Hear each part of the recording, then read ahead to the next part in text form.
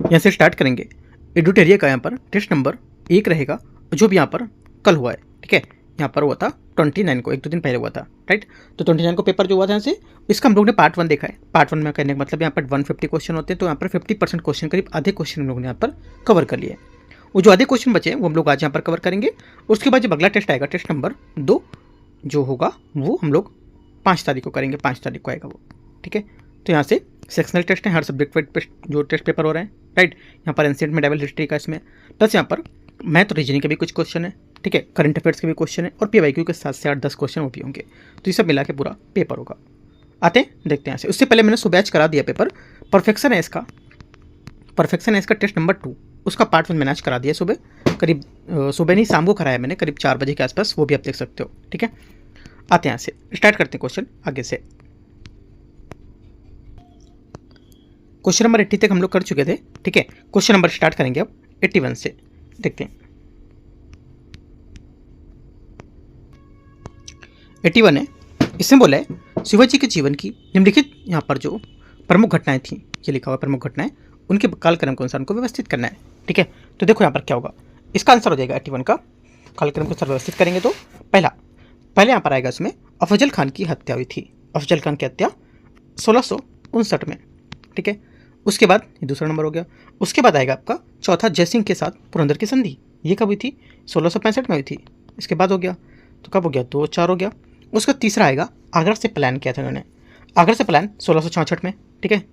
तो तीसरा, उसके बाद पहला रायगढ़ का राज्याभिषेक जो हुआ था ये 1674 में। करेक्ट आंसर 2-4-3-1 सही होगा, 2-4-3-1 ए नंबर में होगा। क्वेश्चन नंबर अगला है 82 नंबर। तीसरे आंग्ल मराठा युद्ध के दौरान ब्रिटिश गवर्नर जनरल कौन थे?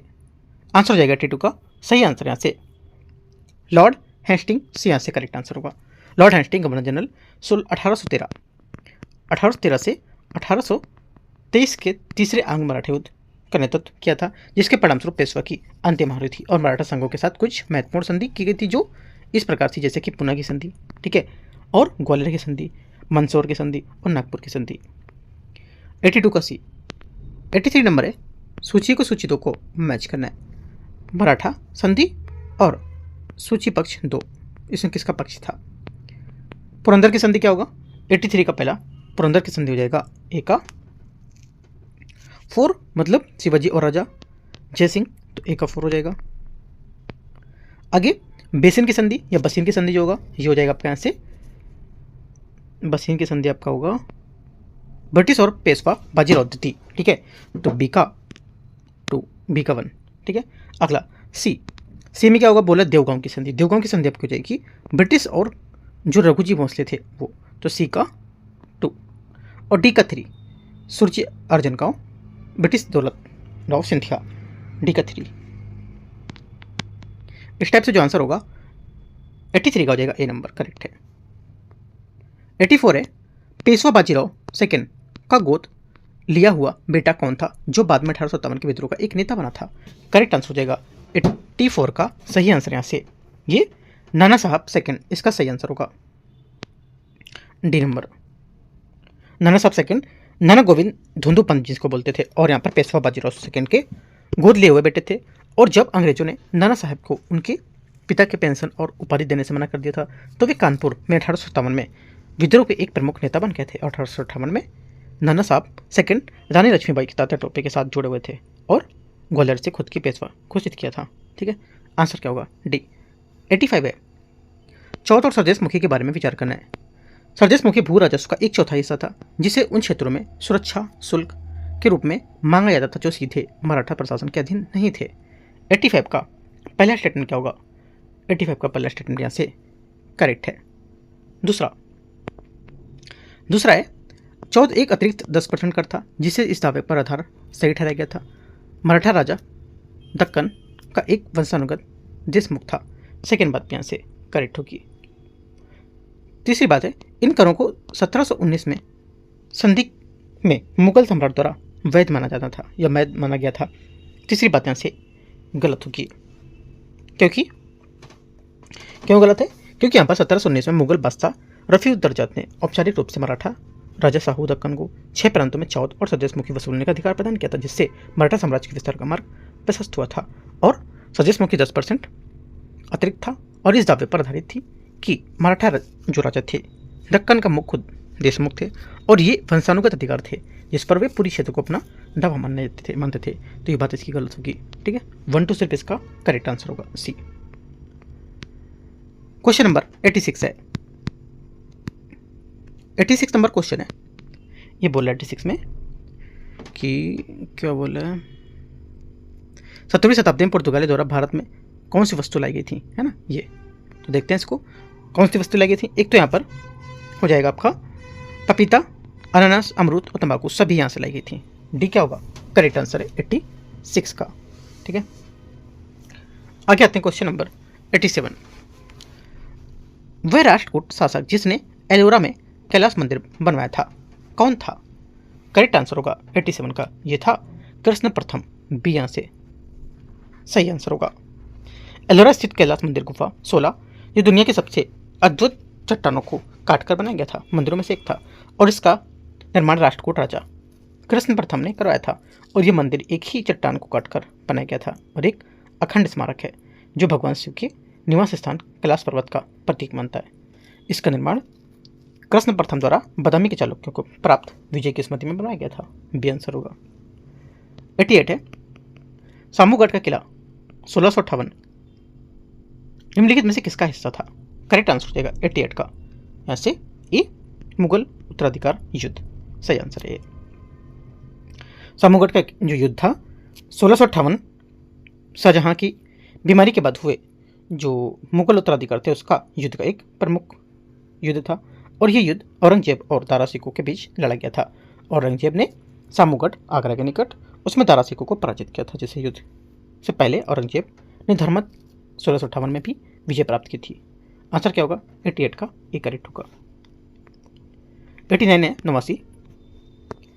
निम्नलिखित में से किस विदेशी यात्री ने भारत के हीरों और हीरे की खदानों के बारे में विस्तार से चर्चा की है। आंसर हो जाएगा 89 नवासी का correct answer Jean Baptiste Tavernier. B answer होगा यहाँ से। जीन बैटिस्ट टर्वेनियर 1605 से 89 के बीच जो एक फ्रांसीसी जौहरी और व्यापारी थे, हमें दक्षिण भारत में हीरे की खदानों के बारे में बहुत सारी जानकारी देते थे। ऐसा माना जाता कि उन्होंने भविष्य के होप डायमंड को भारत से फ्रांस पहुंचाया था।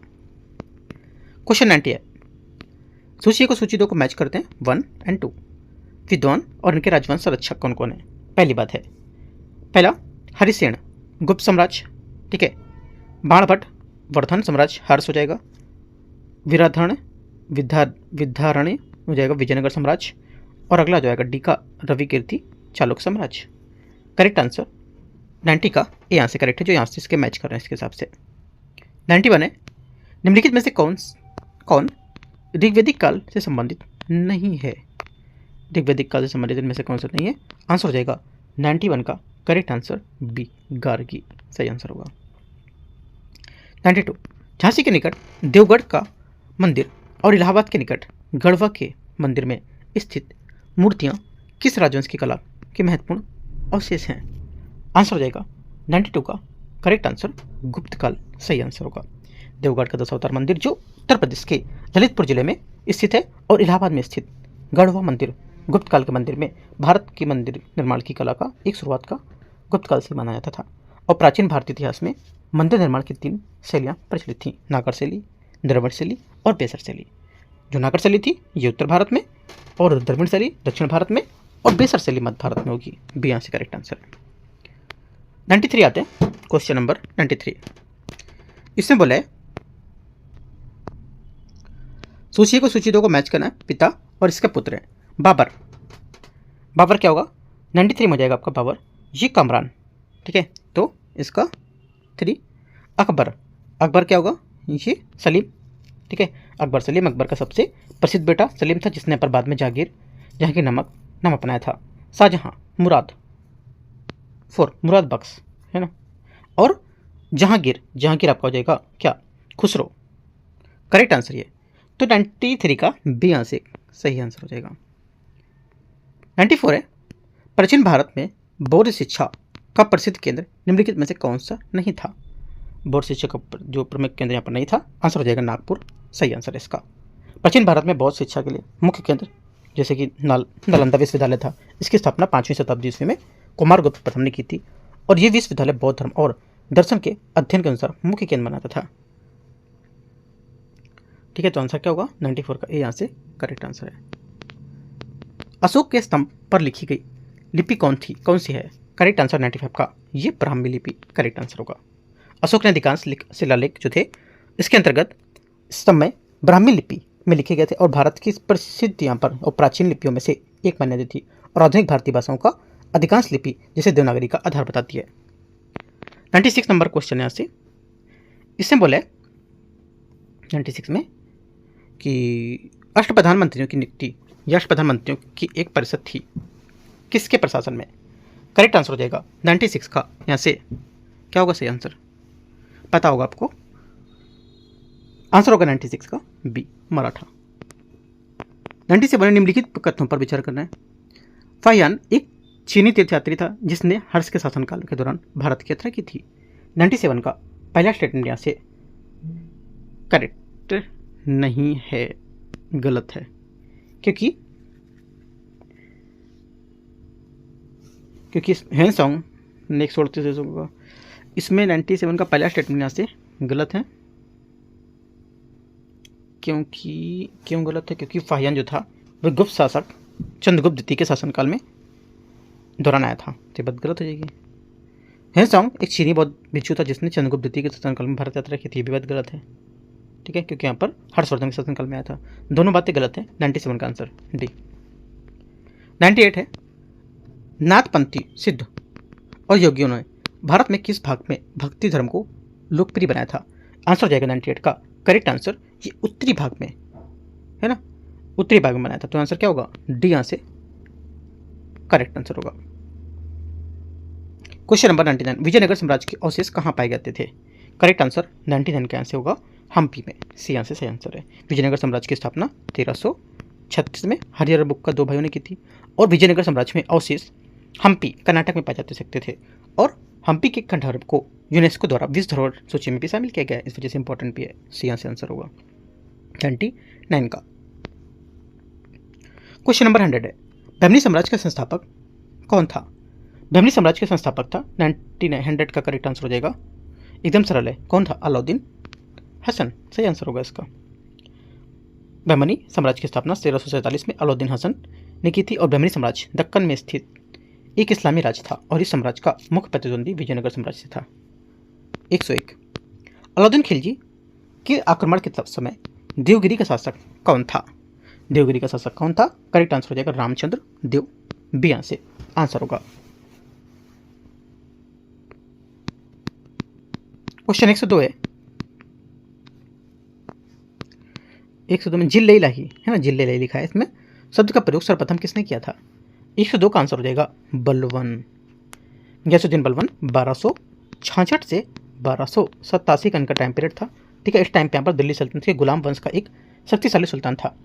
उसने शासन को सुदृढ़ किया और केंद्रीकृत करने के लिए कठोर प्रशासनिक नीतियाँ अपनाई थीं और बलवन ने राजतंत्र को एक देवी आधार देने के लिए खुद को जिल्ला इलाही यानी ईश्वर की छाया कहा था। क्वेश्चन नंबर 103, अमरकोश के अनुसार भूमि के प्रकारों पर विचार करना है। विचार करेंगे तो यहाँ से पूछ रहा है कि कौन सा यहाँ पर सही होगा।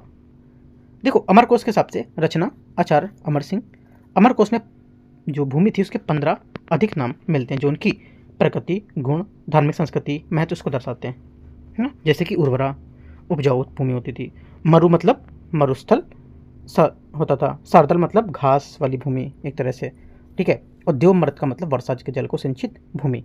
तो आंसर क्या होगा? 103 का सभी करेक्ट हैं, डी। 104 है, जजनामा का फारसी अनुवाद किसने किया था? 104 का करेक्ट आंसर हो जाएगा मोहम्मद अली बिन अबू बकर कूफी, सही आंसर सी सही होगा इसका।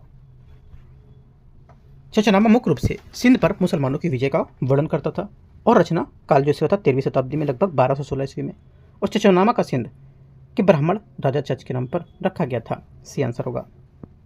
वह मुस्लिम शासक जिसका साम्राज्य दार उल इस्लाम का हिस्सा माना जाता था। 105 का सही आंसर हो जाएगा सी, इल्तुतमिश। 106 भारत का पहला टेम्पर्ड ग्लास विनिर्माण संयंत्र कहाँ शुरू हुआ है? आंसर हो जाएगा 106 106 का डी, इनमें से कहीं नहीं, 4 ऑप्शन में कहाँ पर हुआ फिर ये? सोचना है आपको, सोचो। देखो इसका निर्माण अभी हाल ही में जहाँ पर फिल्म सिटी घोषित हुई थी उत्तर प्रदेश की, तो नोएडा में, और नोएडा में यहाँ पर किया गया था, तो आंसर डी।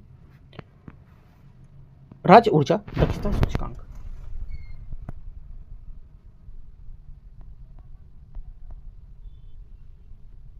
2024 के बारे में विचार करना है। ये राज्य ऊर्जा दक्षता सूचकांक का 6ठा संस्करण है। 107 का पहला स्टेटमेंट यहाँ से करेक्ट है। ये सूचकांक ऊर्जा दक्षता ब्यूरो द्वारा alliance for energy efficient economy के सहयोग से विकसित किया गया है। सेकेंड बात भी यहाँ से करेक्ट होगी। समूह में एक आंध्र प्रदेश शीर्ष पर रहा है। समूह एक में आंध्र प्रदेश शीर्ष पर है। तीसरी बात गलत है, ठीक है, क्योंकि यहाँ पर जो समूह एक है इसमें आपका महाराष्ट्र शीर्ष पर होगा, आंध्र प्रदेश नहीं है। 1 2 करेक्ट है। 108 नंबर है। भारतीय सेना नौसेना किस दूसरे पनडुब्बी रोधी युद्धक उथले पानी के जहाज के नाम से क्या था उसका नाम? 108 का एंड्रोथ ए करेक्ट आंसर होगा। 109 अंबु करंगल योजना किस राज्य से संबंधित है?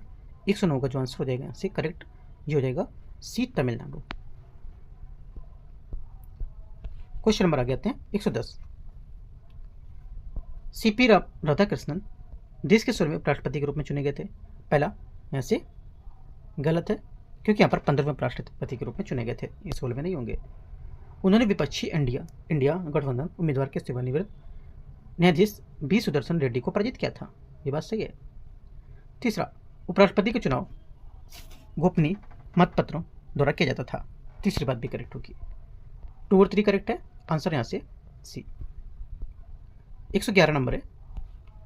महिला सुरक्षा पर राष्ट्रीय वार्षिक रिपोर्ट सूचकांक नारी 2025 के संबंध में विचार करना है। ये रिपोर्ट राष्ट्रीय महिला आयोग द्वारा जारी की जाती है, ये जारी किया गया था। 111 का पहला स्टेटमेंट यहाँ से करेक्ट है। दूसरा, ये रिपोर्ट केवल शहरी महिलाओं की सुरक्षा संबंधी डेटा को प्रदर्शित करता है, ये भी बात करेक्ट है, ठीक है। तीसरी बात है, तीसरा होगा इसमें पटना जयपुर सबसे सुरक्षित शहरों में शामिल है। इनमें से बोला कितने स्टेटमेंट यहाँ पर सही होंगे? करेक्ट आंसर हो जाएगा यहाँ से 1 2 3 सभी बातें यहाँ से सही डी। 112 हाल ही में किस राज्य में भीख मांगने पर प्रतिबंध लगाने संबंधी बिल पास हुआ है? 112 का आंसर हो जाएगा मिजोरम, इसका सही आंसर। मिजोरम विधानसभा ने 27 अगस्त 2025 को मिजोरम भिक्षावृत्ति निषेध विधेयक 2025 पास किया है। इसका उद्देश्य है कि राज्य में भीख मांगने पर पूर्ण रोक लगाना और भिक्षावृत्ति को अपराध घोषित करना, ठीक है। आंसर ए करेक्ट है। Question number 113। नेपाल की पहली महिला अंतरिम प्रधानमंत्री कौन बनी है? आंसर हो जाएगा 113 का करेक्ट आंसर सुशीला कार्की, सही आंसर होगा बी। नेपाल की पहली महिला अंतरिम प्रधानमंत्री सुशीला कार्की बनी है और सर्वोच्च न्यायालय के पूर्व मुख्य न्यायाधीश कार्की ने 12 सितंबर 2025 को 73 वर्ष की आयु में शपथ ली थी। 113 का बी। 114 नंबर है 114। 25वें संघाई सहयोग संगठन एससीओ के शिखर सम्मेलन 2025 का आधिकारिक थीम क्या था? इसका आधिकारिक थीम था upholding the Shanghai spirit SCO on the move, B यहाँ से सही आंसर होगा। और इसके सदस्य देश कौन थे? सदस्य देश यहाँ पर 10 स्थायी सदस्य देश हैं, ठीक है। और आधिकारिक थीम मैंने बता दिया आपको, बस 2 चीज़ यहाँ पर इंपॉर्टेंट है इसकी। Question number 115। विश्व स्तरीय ब्लू पोर्ट्स के निर्माण के लिए भारत किस संगठन के साथ समझौता किया है? आंसर हो जाएगा 115 का खाद्य और कृषि संगठन, सी यहाँ से करेक्ट आंसर होगा। उद्देश्य क्या था इसका?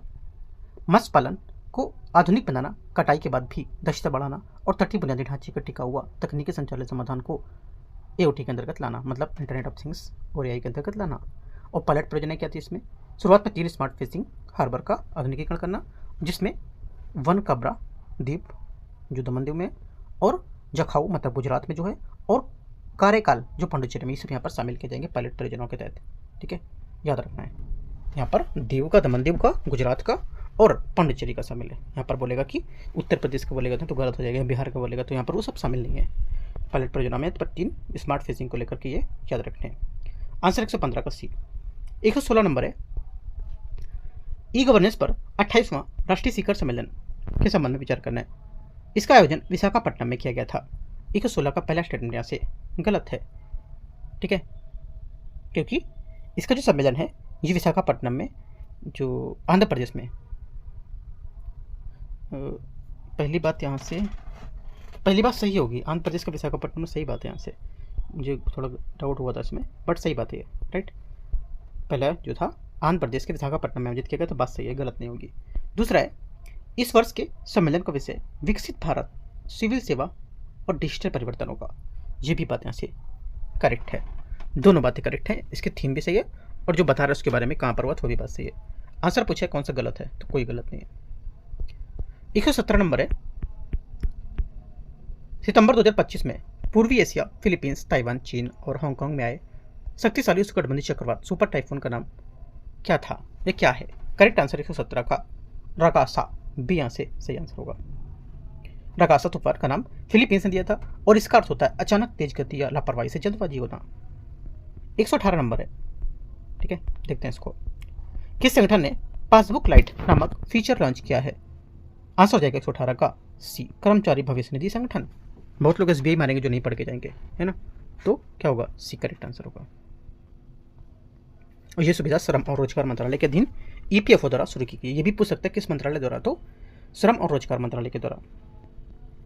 119 नंबर है, 119, भारत की पहली राष्ट्रीय भूतापी ऊर्जा नीति 2025 किस मंत्रालय द्वारा प्रारंभ की गई थी?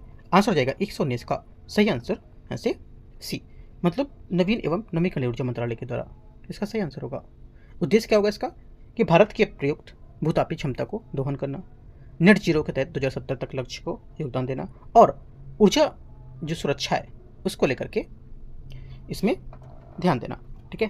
तो 119 का सी करेक्ट है। 120 नंबर है, निगलेरिया फाउलेरी के संबंध में विचार करना है। ये एक बैक्टीरिया है जो मीठे पानी में पाया जाता है। 120 का पहला स्टेटमेंट यहाँ से क्या होगा? ये गलत है।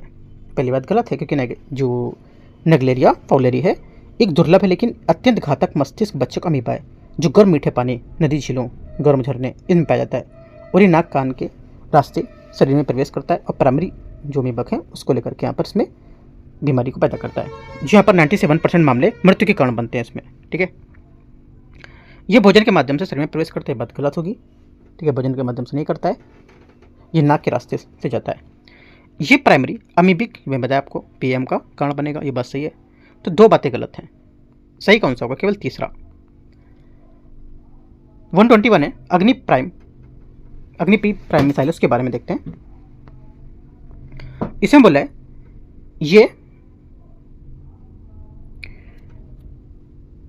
ये एक परमाणु सक्षम 3 चरणों वाली बैलिस्टिक मिसाइल होगी। 121 का पहला स्टेटमेंट यहाँ से करेक्ट है। दूसरा, और ये रक्षा अनुसंधान और विकास संगठन DRDO ने 24-25 सितंबर 2025 की रिपोर्ट के अनुसार यहाँ पर ओडिशा के डॉक्टर APJ अब्दुल कलाम द्वीप में उसके मध्यम दूरी की बैलिस्टिक मिसाइल को अग्नि प्राइम पी का सफलतापूर्वक यहाँ पर परीक्षण किया था। कहाँ से किया था ये पता नहीं, कब किया था और किसने किया? DRDO ने, है ना। और हाल ही में इसका परीक्षण रेल आधारित जो मोबाइल लॉन्चर से किया जाएगा, जो भारत की सामरिक क्षमताओं की एक बड़ी बढ़त होगी। सेकेंड बात है, इसकी आधिकारिक मारक क्षमता 3000 किलोमीटर है, ये भी बात करेक्ट है। दोनों बातें सही हैं, जो मैंने बातें एक्स्ट्रा बताई वो सब आपको याद रखना है। 122 नंबर है, भारत का पहला गिद्ध संरक्षण पोर्टल कहाँ, किस राज्य में लॉन्च किया गया था? करेक्ट आंसर 122 का बी, असम इसका सही आंसर होगा। 123 नंबर है, व्यय विभाग ने नए महालेखा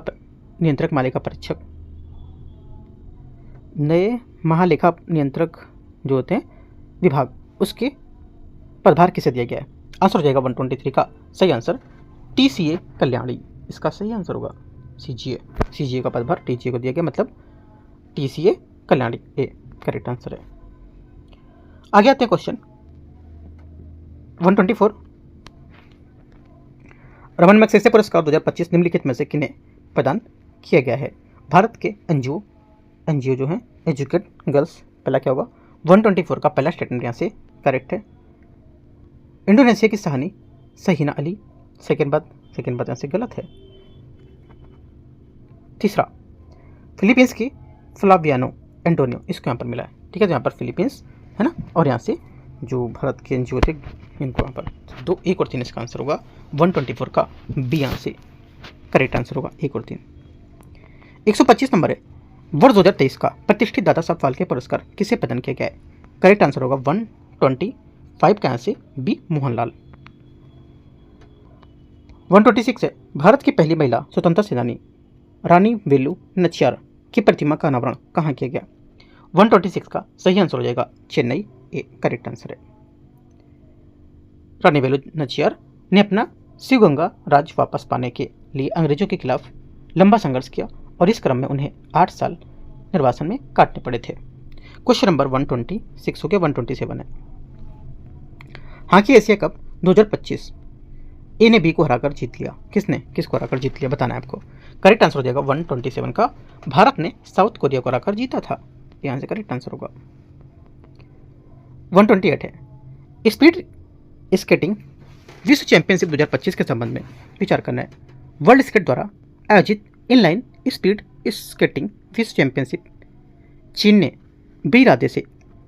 चीन के बेइरादे में आयोजित किया गया था। 128 का पहला स्टेटमेंट यहाँ से गलत है, क्योंकि यहाँ पर ये जो आयोजित किया गया था कहाँ पर किया गया था बताओ, सोचो आप। इंपॉर्टेंट था, न्यूज़ में था काफ़ी ज़्यादा ये। तो देखो ये जो आयोजित किया गया था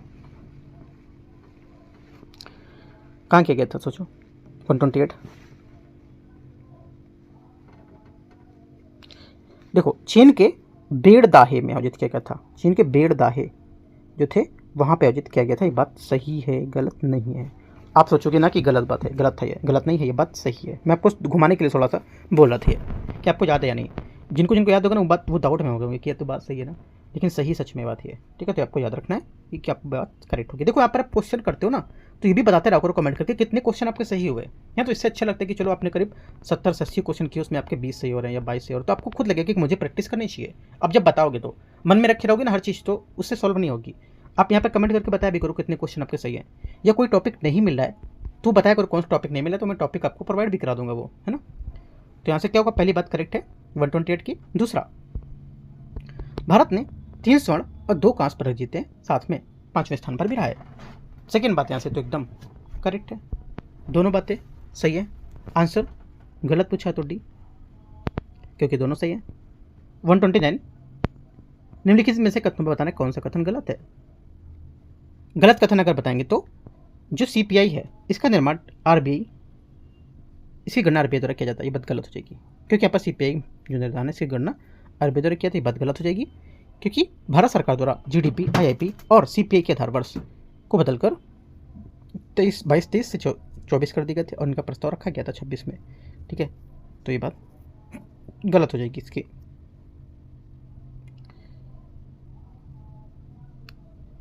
क्वेश्चन नंबर 130, समुद्र से समृद्धि कार्यक्रम आयोजन किस स्थान पर किया गया था। 130 का करेक्ट आंसर हो जाएगा भावनगर, करेक्ट आंसर है। प्रधानमंत्री नरेंद्र मोदी ने गुजरात के भावनगर में समृद्ध से समृद्धि कार्यक्रम में शामिल होकर 34,200 करोड़ रुपए से अधिक की विकास परियोजनाओं को लोकार्पण और शिलान्यास किया था। 131 क्वेश्चन देखते हैं। द रिस्ट्रिक्शन क्वेस्ट को किस प्रजाति के बचाने के प्रयासों को प्रदर्शित करने के लिए गोल्ड डॉल्फिन पुरस्कार मिला था। 131 का आंसर हो जाएगा नॉर्थ व्हाइट राइनो, ए यहाँ से सही आंसर होगा। ठीक है, सितंबर 2025 में मयूरिका विश्वास द्वारा निर्देशित 4 भाग की वृत्तचित्रा श्रृंखला द रिजर्वेशन क्वेस्ट ने 16वें कॉन्स कॉर्पोरेट मीडिया और TV award north white rhino को बचाने का प्रयास लेकर यहाँ पर इसमें मिला था ये। और ये किसके नंबर मिला था, क्योंकि किस संदर्भ में मिला था, क्योंकि ये फिर दुनिया का अब केवल 2 ही उत्तरी सफ़ेद गैंडे हैं, नजीन और फटू, है ना, और जीवित हैं, और दोनों ओल पोजिटा कंजरवेसी केन्या में रहते हैं। दोनों इंपॉर्टेंट बात है, काफ़ी है, याद रखना है, इसके बारे में डीप जाके आप पढ़ो। ठीक है, गूगल करो, डीप जाके पढ़ो क्वेश्चन। ठीक है, इंपॉर्टेंट है, ये आंसर होगा। क्वेश्चन नंबर 132, वैश्विक शांति सूचकांक 2025 के अनुसार एशिया का सबसे सुरक्षित शांतिपूर्ण देश कौन सा है। करेक्ट आंसर 132 का सिंगापुर होगा, बी। ठीक है, और भारत पिछले वर्ष की तरह 115वें और जो 163वें देशों में स्थान पर आएगा। ठीक है, क्वेश्चन नंबर आ जाते हैं 133 बिहार की प्रथम महिला फाइड मास्टर कौन बनी है? करेक्ट आंसर 133 का मरियम फातिमा, बी यहाँ से सही आंसर होगा। मुजफ्फरपुर जिले की मरियम फातिमा शतरंज में बिहार की पहली महिला फाइड मास्टर बनी है। क्वेश्चन नंबर 134 है, निम्नलिखित कथनों पर विचार करना है। पटना हाईकोर्ट के 47वें मुख्य न्यायाधीश के रूप में न्यायमूर्ति श्री पवन कुमार भीमप्पा श्री वंजत्री को नियुक्त किया गया है। 134 का पहला स्टेटमेंट यहाँ से गलत है, ठीक है, पहले यहाँ से गलत होगा क्योंकि यहाँ पर जो श्री पवन कुमार भीमप्पा को यहाँ पर पटना हाईकोर्ट को लेकर के यहाँ पर इनको नियुक्त किया गया था, ये बात गलत हो जाएगा। 47 में ये बात पे थोड़ा सा डाउट है मुझे, इसमें डाउट हो रहा है मुझे स्टेटमेंट में, क्योंकि बात तो यहाँ पर सही होनी चाहिए लेकिन यहाँ गलत दे रहा है। 47 में न्यायाधीश के रूप में,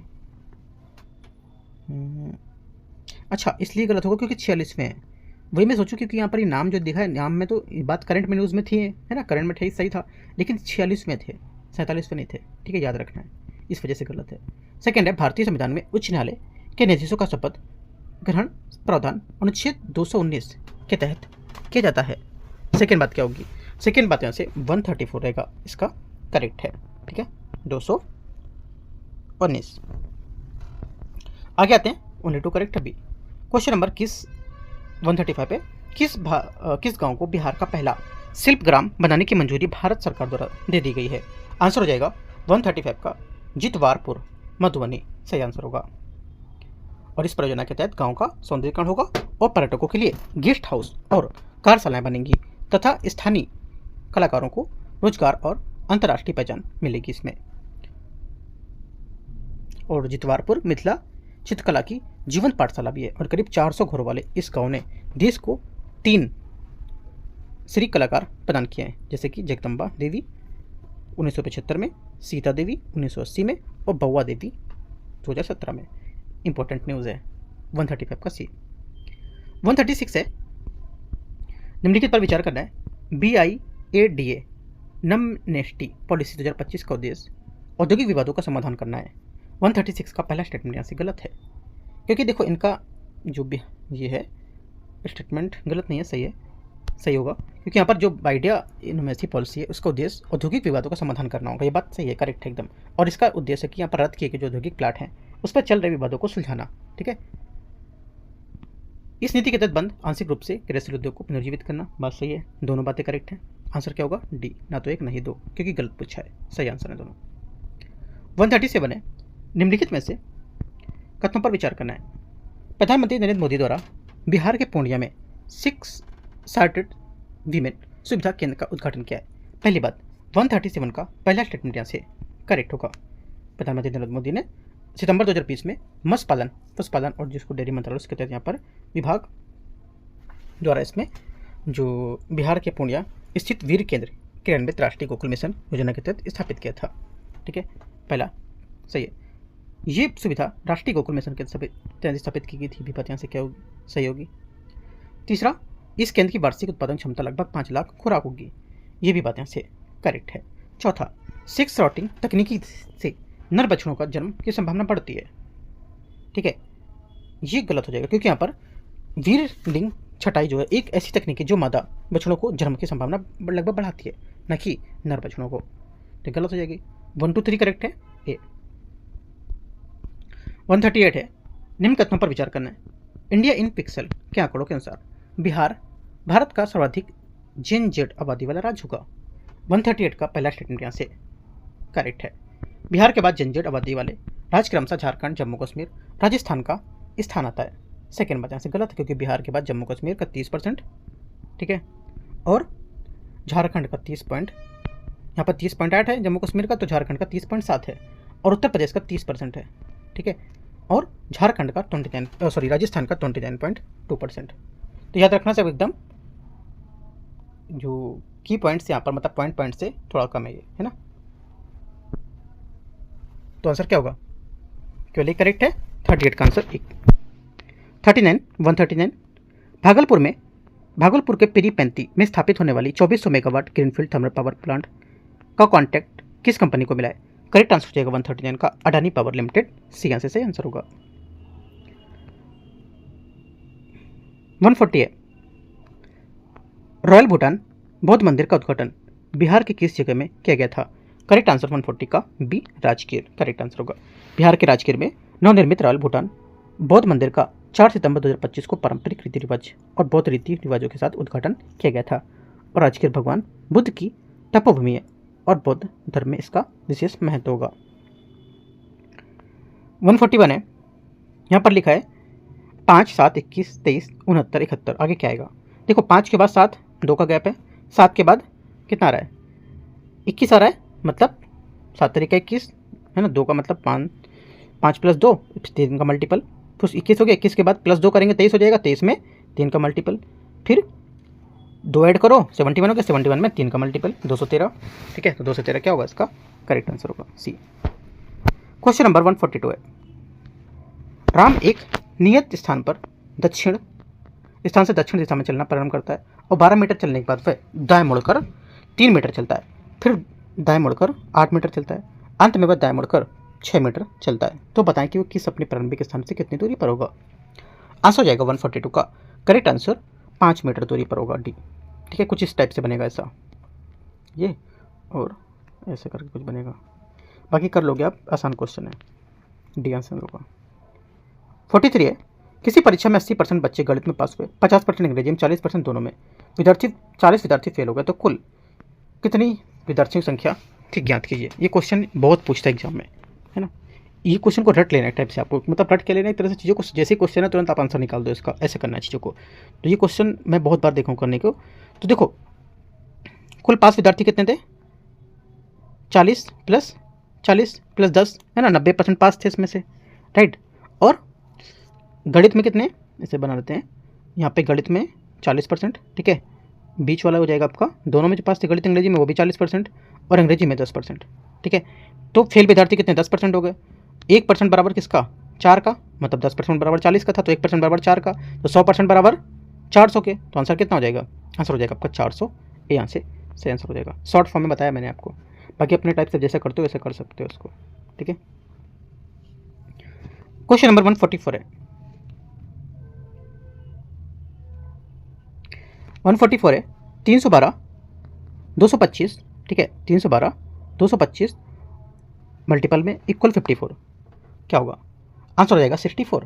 कैसे? 3 + 1 + 2, 3 1 4 2 6, ठीक है, इंटू 3 प्लस, देखो बता देता हूँ, 3 प्लस ऐसे करेंगे इसको, 3 + 1 + 2 एक ब्रैकेट में, इंटू मल्टीपल करके आगे आएंगे 2 + 2 + 5 इक्वल 6 इंटू 9 आ जाएगा, हो जाएगा 54।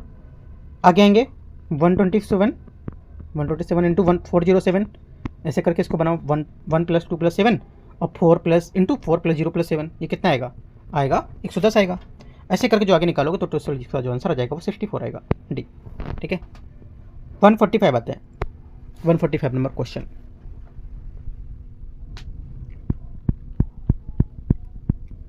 विकल्पों में से सही का मान चुनना है, क्या होगा इसमें? देखो सही जो आएगा 145 में ये हो जाएगा 2 का क्यूब + 1 का क्यूब + 3 का क्यूब इक्वल 8 + 1 + 27 36 हो गया, ठीक है। 4 का क्यूब + 2 का क्यूब, 4 का क्यूब + 2 का क्यूब + 1 का क्यूब कितना हो गया? 73। 0 का क्यूब, राइट, 4 का क्यूब, 3 का क्यूब कितना आ जाएगा? ये 91।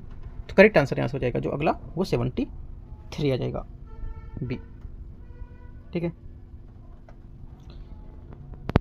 आगे क्वेश्चन आते हैं 146, यदि एक घन आपकी जो लंबाई चौड़ाई और ऊंचाई में क्रमशः 5%, 10% और 20% की वृद्धि कर दी जाती है तो आयतन में वृद्धि क्या करना है?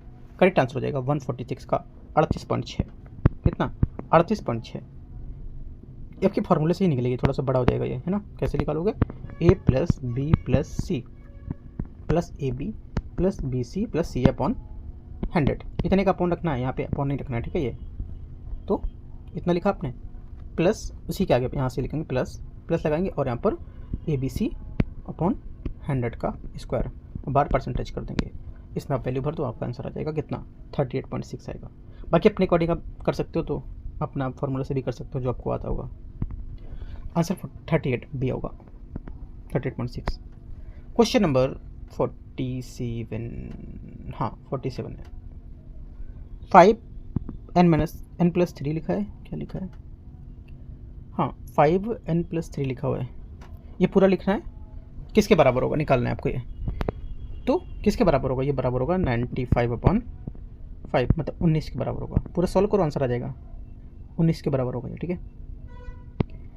48 है, 5 9 18 34 59, आगे क्या आएगा, आगे आएगा 6 का स्क्वायर ये, तो आगे हो जाएगा इसका 95, कितना होगा 95, मतलब कैसे सॉल्व किया, 2 का स्क्वायर, ठीक है, फिर आगे 3 का स्क्वायर, फिर आगे 4 का स्क्वायर, फिर आगे 5 का स्क्वायर, आगे 6 का स्क्वायर, आगे 7 का स्क्वायर, ऐड करेंगे तो आंसर 95 आएगा।